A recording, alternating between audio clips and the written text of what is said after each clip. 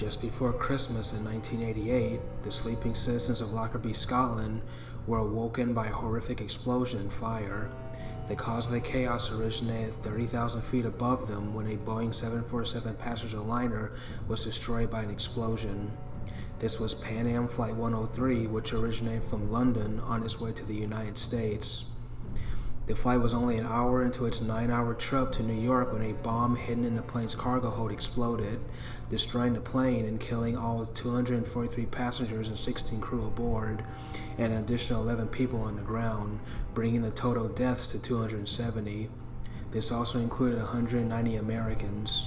It would be the deadliest act of foreign terrorism on Americans prior to September 11, 2001, and is still the worst terrorist attack and aviation disaster in the United Kingdom history.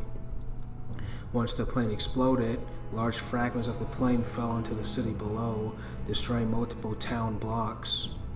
Suspicion soon fell on the North African country of Libya and its leader, Muammar Gaddafi. There is still debate about a motive of the bombing, including an American airstrike on Libyan soil that killed several of Gaddafi's officials. The Lockerbie Disaster is often stated as the beginning of brazen Islamic terrorist attacks against U.S. targets, culminating in the 9/11 terrorist attacks. Justice for the attack is still being carried out in 2022, nearly 33 years after the bombing. This is the story of the Lockerbie Air Disaster.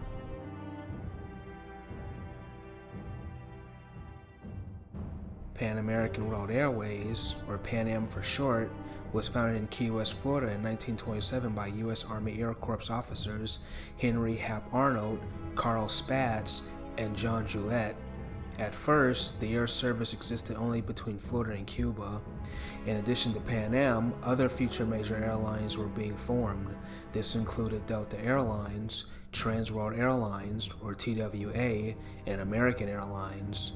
This era of burgeoning aviation is known as the golden age of air travel, and over time, more powerful aircraft will be developed, including flying boats like the Boeing 314 and Boeing B-372. Many of the four-engine planes traveled farther and faster than the previous airplanes of the time. Eventually, Pan Am would expand their service throughout much of the U.S. and the Caribbean, and by the end of the 1930s, even to far-off places like China and Alaska. With the end of the Second World War and the advent of jet engines, Pan Am expanded further. Larger, sleeker, and faster jet aircraft soon began to replace the more lumbering and slower piston-driven propeller aircraft of the past. Pan Am CEO Juan Trippe convinced the airline to invest in the new technology of jet travel. By the late 1950s, Pan Am began to purchase the Boeing 707, one of the United States' first jet airliners. Pan Am's impact on American life soon began to take hold. Pan Am jets were a striking brilliant white with a sleek blue stripe running down the side of the fuselage. On the tail fin was the massive Pan Am logo, which was a large blue globe with white intersecting latitude and longitudinal lines across it, with the words Pan Am in the center. Pan Am crew had clean pressed uniforms with striking blue flight attendant uniforms and sharp officers' uniforms for the pilots. Pan Am airplanes boasted superb interiors and would soon become a prominent cultural standing in American life. Pan Am products began to appear in books and movies such as Catch Me If You Can and Stanley Kubrick's 1969 film 2001: A Space Odyssey. By 1969, Pan Am had purchased the newly unveiled Boeing 747. With a length of 130 feet, and with its distinctive upper hump which housed its first-class lounge, the Boeing 747 was soon dubbed the Queen of the Skies. The Boeing 747 could carry nearly 500 passengers and was the largest aircraft at the time. Pan Am would eventually purchase 65 of the Boeing 747 airplanes, and the massive blue and white jet would soon become an American staple at international and domestic airports. However, by the 1970s, things began to go downhill. The 1973 OPEC oil crisis caused prices to rise sharply, followed by massive deregulation in the airline industry and operational cutbacks. Another growing issue became the rise of Middle Eastern terrorism.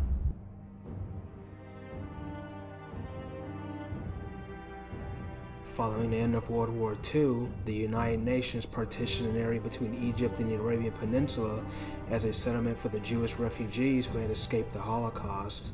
This state would soon be called Israel, and it was created in 1947. Arab residents in the area, called Palestinians, immediately protested the decision as they believed that they were being forced off their land by an invading force. Furthermore, centuries of religious differences between both these two groups fostered large levels of mistrust between both sides. Immediately, Palestinian militias attacked the first Jewish settlers to the region, thus starting the 1947 Arab-Israeli conflict, which continues to this day. By the 1970s, terrorist groups began to commit bombings, shootings, and other forms of attacks. This included hijackings of airliners. Terrorists often attack Western airlines, especially American flights. Pan Am, along with its rival airline TWA, were seen as prominent Western and American symbols of influence in the region. Therefore, terrorists often targeted jets of these airlines. Another reason terrorists attacked these airlines was that many of the flights serviced Israel, thereby signaling Western support for Israel. Predominantly Arab nations such as Libya, Iraq, and Lebanon sometimes covertly funded terror groups to attack Israeli targets.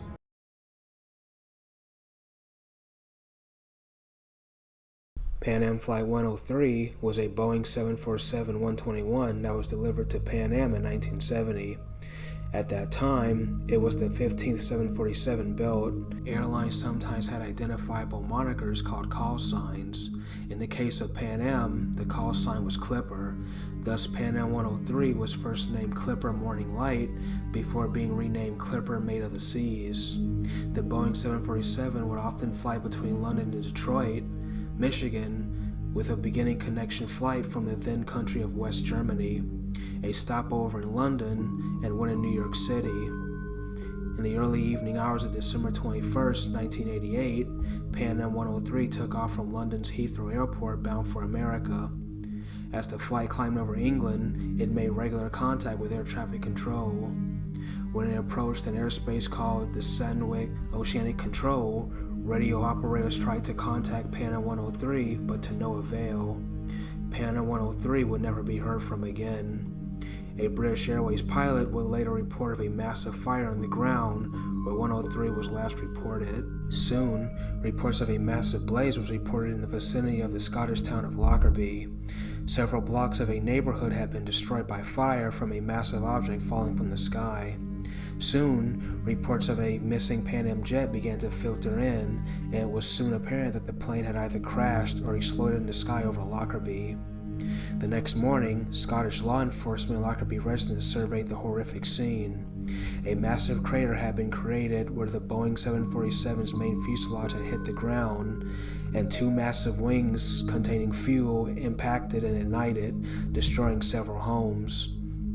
The separated nose and cockpit, which would soon become iconic images of the tragedy, came to rest on a hill known as Thundergarth near the town. With its iconic blue stripe as an identifier, investigators concluded that this was indeed Pan Am Flight 103. All 250 people on board were killed, as well as 11 on the ground. Among the dead were 35 students from the University of Syracuse, New York, who were returning home from a study abroad program. An investigation began immediately after the crash. The crash site was massive, spanning over 2,000 square kilometers or 770 square miles.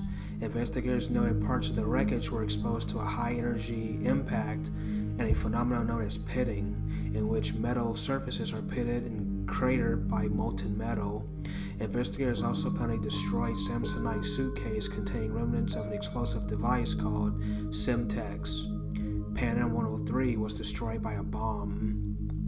A merchant from Malta would later testify that he had sold some clothes to a Libyan national by the name of Abdul Abbasid al-Magrahi. It is believed that the Semtex on the plane was in a cassette player wrapped in baby clothing and placed in the Samsonite suitcase.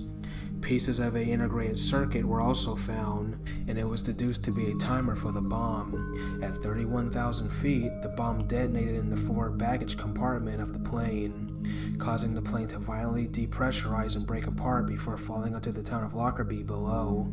In 1991, terrorist and murder charges were brought up against Megrahi and another Libyan named Lehman Khalif Fima. Megrahi and Fima were both taken into custody, but due to tensions between the American and Libyan governments, both men weren't handed over to U.S. authorities until 1999. In 2000, the trial for the bombing of Pana 103 had begun. Megrahi was found guilty of the attack and sentenced to life imprisonment. However, he would only serve 12 years and be released due to suffering from a terminal illness. Megrahi died in 2012. Fima ultimately was acquitted and has since maintained his innocence. It may never be fully known why Pana 103 was attacked. Some motives point to a revenge attack following a U.S. military raid on a Libyan outpost where several Libyan government officials were killed, including a mysterious woman named Hannah, who was rumored to be the adopted daughter of then Libyan President Muammar Gaddafi, although this was never confirmed. Another theory was that the bombing was in retaliation for a U.S.-Libyan skirmish that happened in 1981 over the Gulf of Sidra, when U.S. Navy aircraft were engaged by MiG fighter jets from the Libyan Air Force. All the MiGs were shot down by the U.S. During the 2011 Libyan Civil War, a high-ranking Libyan official even stated that Gaddafi himself had personally ordered the bombing. Regardless of the motive, the bombing of Pana 103 was America's first taste of international terrorism, and it wouldn't be the last.